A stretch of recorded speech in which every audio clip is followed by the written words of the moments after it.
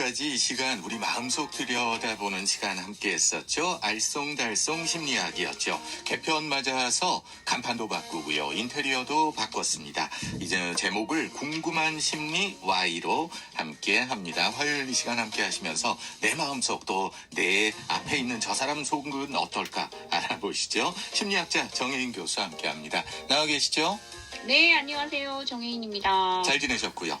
네, 물론입니다. 알쏭달쏭 심리학이 끝나고 궁금한 심리 Y를 오늘부터 함께하게 됐습니다.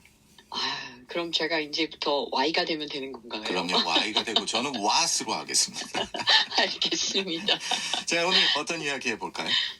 요즘 젊은 친구들 사이에서 누군가의 어떤 성격을 설명하고 이해하는데 MBTI가 빠지면 참 이해가 좀 잘 안 되는 것 같습니다. 그렇죠? 예. 네, 그런데 그 와중에 어떤 분들은 난 혈액형은 믿지만 MBTI는 믿지 않는다고 이야기를 합니다. 이렇게 얘기하는 건 MBTI는 조금 할 때나 상황마다 조금 달라지는데 혈액형은 절대로 달라지지 않는다는 게 그 이유예요. 그래서 오늘은 정말 혈액형이 믿을 만한가, 그러니까 성격과의 관련성에 대해서 좀 얘기를 해보려고 합니다. 혈액형 진짜 유행했었잖아요. 뭐 A형은 그럼요. 혈액형 별로 어떻고 했는데 저는 피해자 중에 한 사람이거든요. 그러세요? B형인데 제가 B형을 그렇게 안 좋게들 보고 해가지고 저는 혈액형 이거 되게 싫어하는데 그렇습니까? 예, 전 진짜 피해자예요. 피해자입니다. 네, 알겠습니다. 좀 이렇게 말씀 주셨던 것처럼 혈액형과 어떤 성격을 가지고 자기와 다른 사람의 성격을 좀 따져보고 또 뭐 궁합을 예측한다거나 좀 가벼운 대화의 소재로만 사용한다면 사실 큰 문제가 없을 수도 있습니다. 그런데 이런 얘기의 화제거리가 한국, 일본, 대만 등에서만 화제가 되고 있는 어떤 독특한 문화적 현상이라고 제가 좀 말씀을 드리면 진짜? 라는 생각이 좀 드시지 않을까 싶어요. 그리고 사실 혈액형과 성격론과의 어떤 심리학적 근거에 대해서 제가 이건 별다른 과학적인 근거를 발견하기가 어렵다 이렇게 말씀을 드리면 또 어떠실까요? 그러니까요. 유럽 사람들은 자기 혈액형 모르는 사람들도 많아요.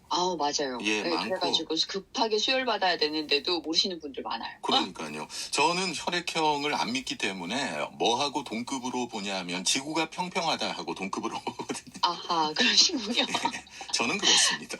사실 이 혈액형은 1901년도 오스트레일리아의 카를 란트슈타이너에 의해서 이 ABO식에 따라 서로를 좀 이렇게 구분하고 1910년대에 독일 하이델베르크 대학의 에밀 폰튼게른 박사가 혈액형의 인류학이라는 논문에서 혈액형에 따른 어떤 인정 우열 이론을 피력을 했어요. 예. 1910년 이러니까 조금 뭔가 감이 오실 수도 있는데요.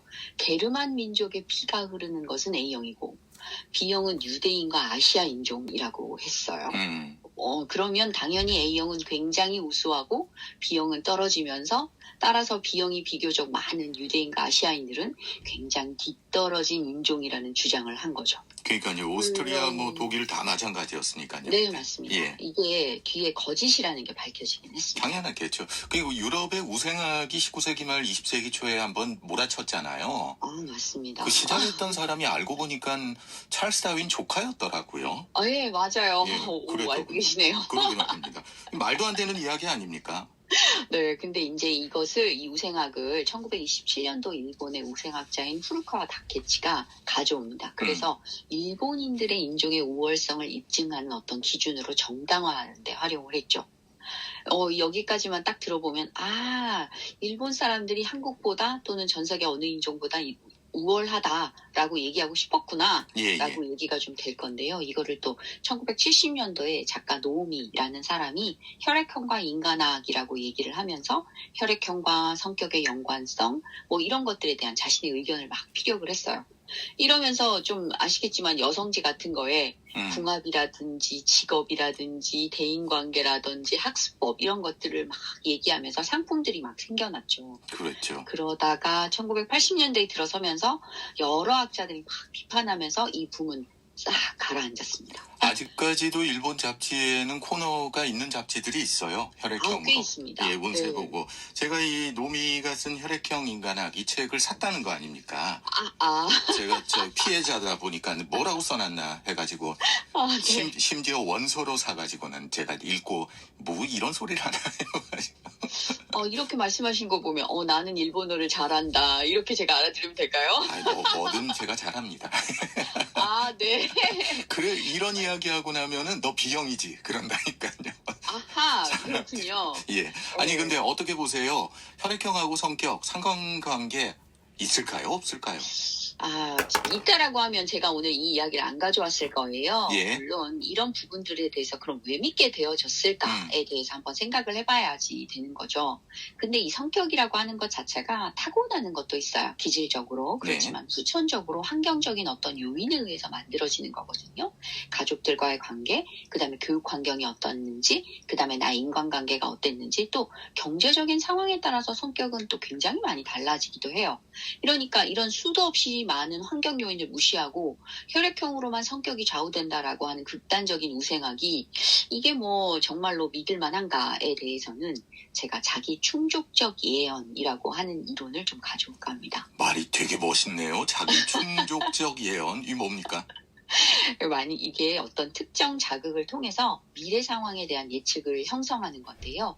이 형성된 예측이 현실에도 어떤 강력한 영향을 준다 하는 거예요. 그러니까 예를 들면 실제로 일어나고 있는 어떤 현상은 아니지만 이러한 현상에 유의미한 영향을 미칠 수 있는 어떤 권위를 가진 특정인이나 또는 집단의 의견이 대중심리에 반응하게 되는 거죠. 그래서 이 현상을 이러한 효과를 나타낼 것이다 라고 말을 하게 되는 거예요. 구체적으로 좀 예를 들어봐 주세요. 예컨대 이런 거 있잖아요. 왜 운동 경기에서 우리 팀보다 굉장히 월등히 강한 상대를 만났을 때 경기 또 시작하기 전에 벌써 와, 우린 졌어, 끝났어, 뭐 이렇게 막 형성하는 기대를 형성하면 이게 경기에 실제로 영향을 주게 되는 거죠. 예. 그래서 마치 혈액형마다 가지고 있는 어떤 전형적인 생각들을 자신에게 주입하는 거예요. A형은 부끄러움이 많지, B형은 활발하고 조금 이상하지, O형은 굉장히 낙천적이지, AB형은 그때그때마다 좀 모순적이야. 이렇게 생각을 하게 된다면 어떻게 되는 걸까요? 그러게 말이에요. 아예 규정 지어버리는 거 아닙니까? 맞습니다. 활발한데 이상하기까지 하면 B형은 최악이죠. 지금 들으시는 내용들에 대해서 청취자분들도 별로 동의하시지 않을 거예요. 예. 그런데 이게 일제강점기인 1920년대에 혈액형 분류가 최첨단의 어떤 의학론으로 간주되어지면서 인종이나 민족의 차별적인 상황을 과학적으로 정당화하는 인종과학인 거죠. 이걸 2024년인 지금에도 받아들인다면 그것이 무엇인지 한번 좀 생각을 좀 해보셨으면 좋겠습니다. 맞습니다.